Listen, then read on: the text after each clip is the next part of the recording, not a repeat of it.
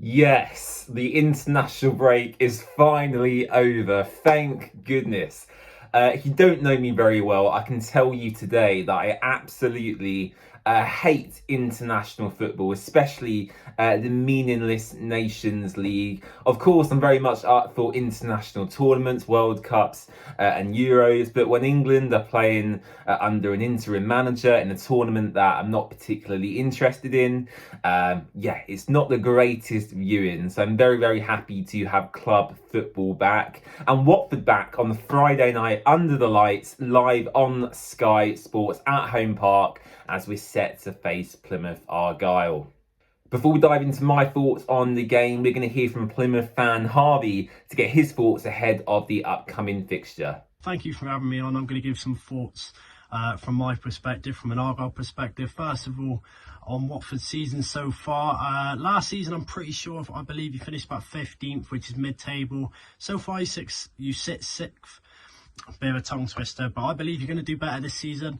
I think you were very strong in that Carabao Cup fixture which we had earlier on, which I did go to. Both teams fielded out a weaker side, I think would be fair to say, but you looked very strong. I'm very impressed with your striker Bio. I'm pretty sure that's how you say his name. Hitting in the goals left, right and centre. Definitely going to be a threat for Argyle's back line on Friday, not the weekend.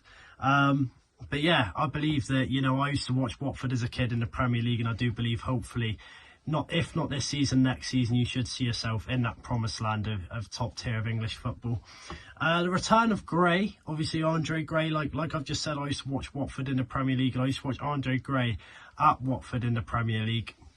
I think it's going to be a good return. I hope your fans give him, a round of applause and not boos, and give him a good reception, I should say. But he's scored one goal so far for Plymouth. A good header in that 3-3 comeback draw, which some of you might have seen at Home Park previously. So I don't know. Hopefully, maybe he might bag a goal. Hopefully, and hopefully not celebrate that. That would be the dream. And the key players to look out for, from my perspective, for Argyle, I would say Dan Grimshaw in goal has been rock solid since the injury of Connor Hazard. Cornel Slews has come in, young Hungarian centre-half. He's been very good so far this season for me. Adam Randall, the Plymstock Perler, we call him down here, and he's definitely one of our own.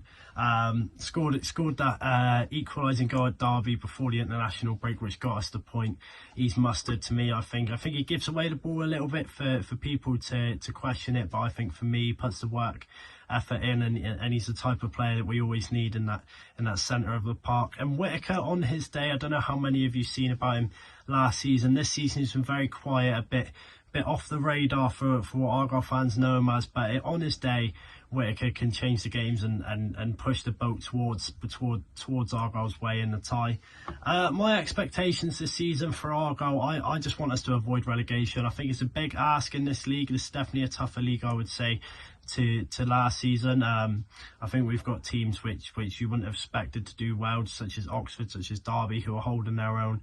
And we've got teams down there such as QPR, which, when you think of Championship or Premiership football, you think of Queen's Park Rangers, that London side which are down there struggling. So avoid relegation for me. Hopefully see us in the Championship next season would be my aim. And the score prediction, finally, I think it's going to be a 2-2, a score draw, something for your fans to cheer about, and something for the Argyle fans, my fans, to cheer about. But thank you for having me on. Thank you for my thoughts. I will be doing a matchday vlog on the game, and I do try to keep it unbiased as possible and give a fair report of the games. But I appreciate you guys having me on, and all the best for the rest of the season, apart from on Friday, where hopefully Argyle will take all 3 points. But thank you for having me on. Cheers, guys. Once again, a massive thank you to Harvey for his contribution to the video. And as he mentioned there, actually, the big talking point for most Watford fans in this game will most likely be the return of Andre Gray. Now, Gray had quite a controversial relationship, I would say, with Watford fans. Of course, his previous links to our good friends up the road in Luton Town. But I think the main issue between Watford fans and Gray isn't his links with Luton or even the amount of goals he scored. I think the issue is the price tag we paid for him.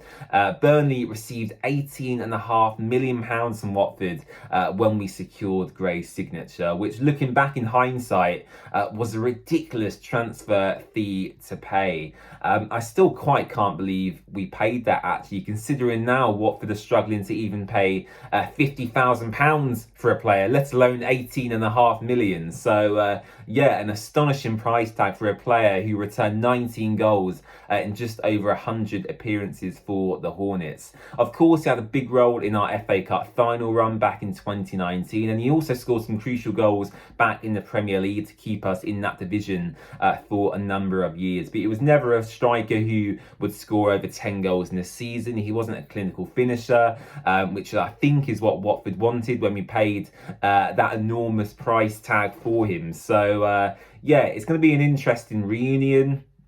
And yeah, seeing what reaction he gets from the travelling Hornets. I believe Watford have sold just over 1,000 tickets in the away end for this Plymouth game as well, which is certainly some doing considering it's a Friday night, people have work, and the game's been broadcast live on television in the UK as well. So over 1,000 Watford fans going down all that way is certainly some commitment. So yeah, hats off to all of you travelling down there on Friday.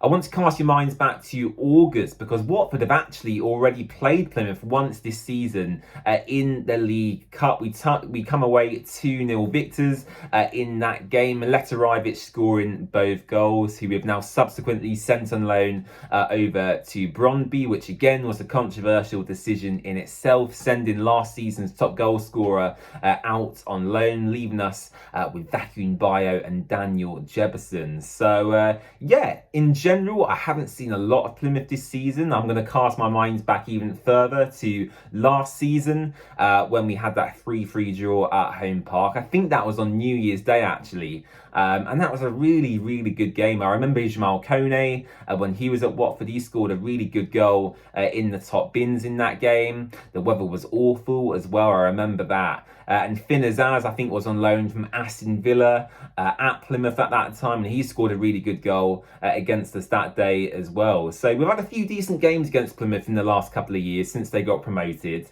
And I'm quite confident, actually, low-key, going into Friday's fixture. You would think, given Watford's away form, I would be quite pessimistic. However, I think for me, I've just got positive vibes at the moment with Watford. Tom Cleverley, especially at Vicarage Road, of course, is working miracles, really, with this current set of players. I think my one concern and reservation, potentially going into Friday, would just be fatigue from a number of players who have been on international duty. You include players who have been playing with the international 21s teams. Watford have had over 10 players away on international duty. Obviously, Ryan Andrews with the England 21s, Rocco Vata with the Republic of Ireland 21s. Then you've got Festi Ebisele, obviously playing in the senior Ireland national team. Sema with Sweden, Georgie with Georgia, and a number of other players as well have been out on international duty. So I think that's my one concern, is fatigue. And actually, as I record this video today on Tuesday afternoon, Geordie Shafatatse, arguably Watford's best player this season, is actually playing tonight in international football. So yeah, that gives him only a couple of days to fly back to Watford, rest, recover, and get ready for Plymouth on Friday. So yeah, I'd expect maybe a rotated squad. Festi Ebisele is suspended for this game after picking up 5 yellow cards, which is certainly going to be a big miss given his performance against England, actually, which a lot of people were impressed with. That game was obviously live on ITV here in the UK, and a lot of people got to watch Festi Ebisele's performance. And yeah, I have to say, against Jude Bellingham, Curtis Jones, Harry Kane, Festi Ebisele did really, really well defensively and offensively for Ireland, which was good to see. So the sooner the better. Watford activate his release clause from Udinese, that would be ideal. But yeah, Festi Ebisele put in a good performance against England during the break. The other talking point before we move on to my score prediction is actually Tom Cleverley himself, who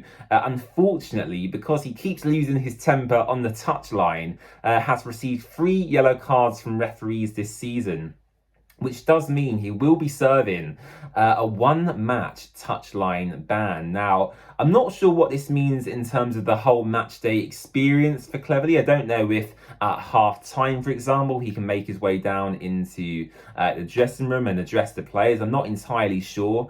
But yeah, Tom Cleverley during the match will be watching from the stands, I would assume, and hope that he would be wearing some sort of earpiece, down to Paul Robinson on the touchline, who you'd expect would be taking charge of the Hornets on Friday. So yeah, again, another interesting dynamic. Tom Cleverley with a touchline ban, and Paul Robinson, his assistant, you would hope would be taking charge on Friday. So yeah, it's going to be an interesting watch. We'll be here live on the Watford Way with a watch along as always, so make sure to join us for that. Score prediction, I'm quietly confident I'm going to go for a 2-1 Watford win. Let me know what you think in the comment section down below. Don't forget to subscribe to the channel, and I'll see you again very soon. Bye bye.